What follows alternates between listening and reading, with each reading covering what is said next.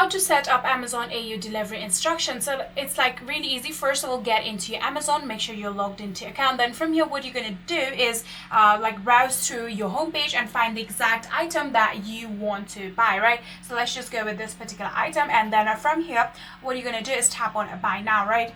And then from here, this is the first page that you'll be able to see where you need to confirm your address. So in here, what are you going to do is tap on add delivery instruction, just like this. And in here, what you can do is simply select like where you should leave your package to, and then obviously they would need the security code, intercom number or key access to this building, whether they do need that or not. You can set that up, and in here, if it is an apartment, you can select apartment, business or other in order to give the specific delivery instruction, right? So in here, after selecting all of these, you need to tap on save instruction, and then from there that instruction will be saved. You can now go along with the process of your payment, and that is exactly how you'll be able to set up your Amazon AU delivery instructions. If you guys do have any further queries, please let me know in the comment section down below.